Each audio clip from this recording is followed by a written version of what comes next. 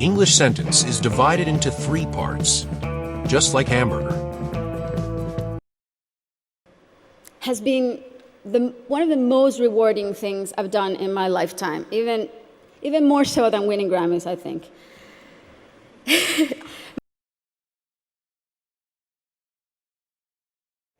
Shukran.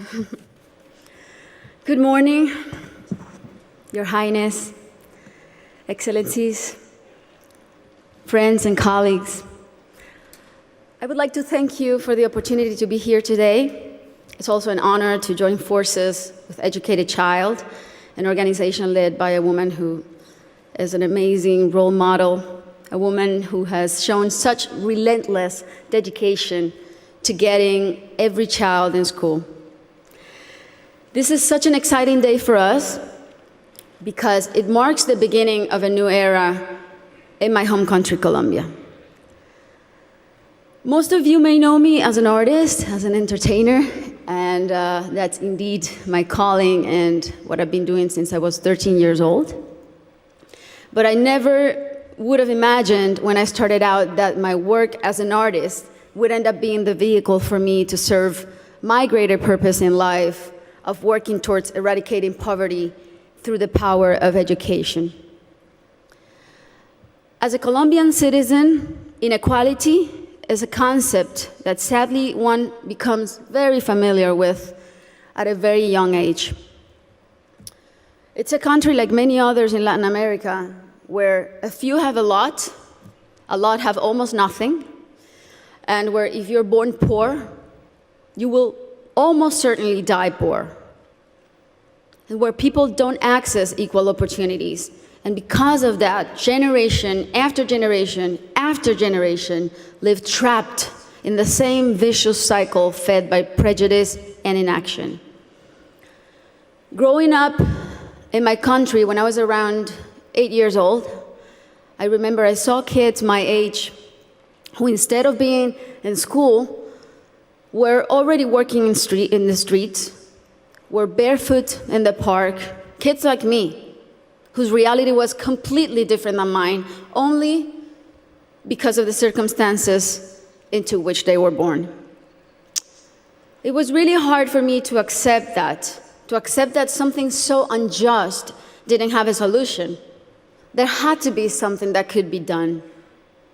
So I often asked myself why the adults around me were so resigned to the fact that these kids, who were just like me, or even their own children, were living in a parallel reality so different and so cruel. As Kofi Annan put it, poverty is intolerable in a world of plenty. So as soon as I had some success, the first thing I wanted to do was to invest as many resources as I could into what later would become the most meaningful project of my life, working for children.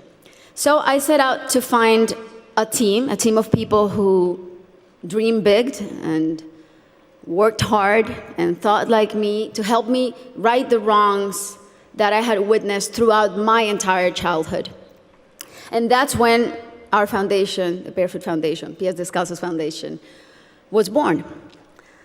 I knew, and I was only 18 years old then, but I knew that I wanted to focus on children and improving their lives, but I didn't know where to start.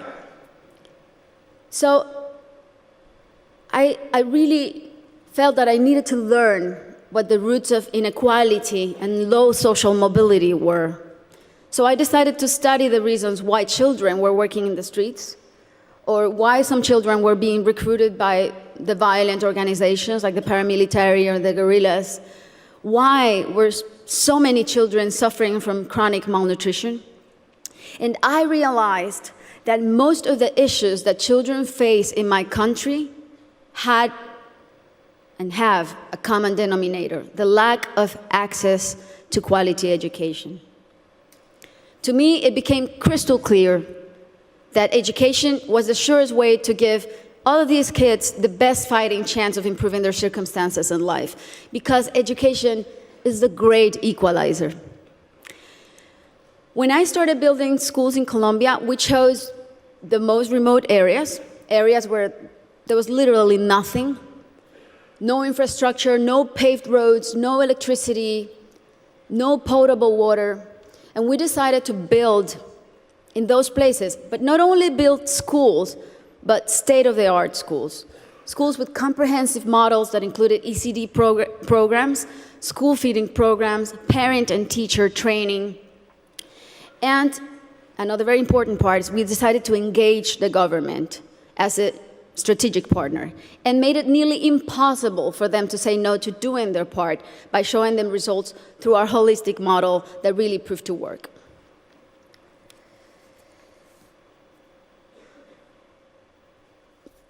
We noticed that as soon as a school is built in those places, everything is transformed.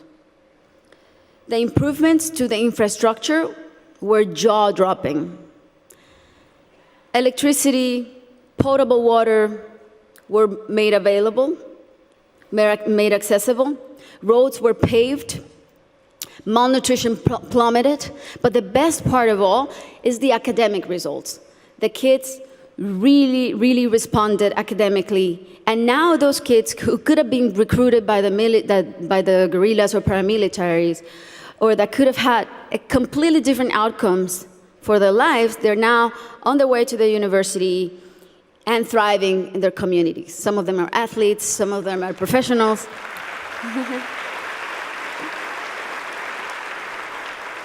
That's why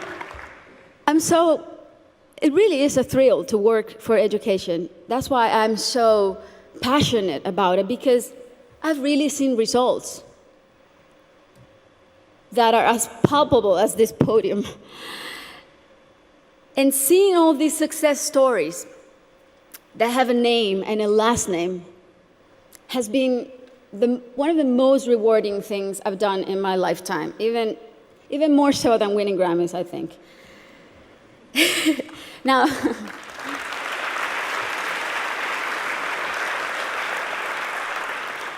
that said, our work is far from being done. Many developing countries are still rife with inequality and internal conflict, and there are a lot of kids who still need to be reached.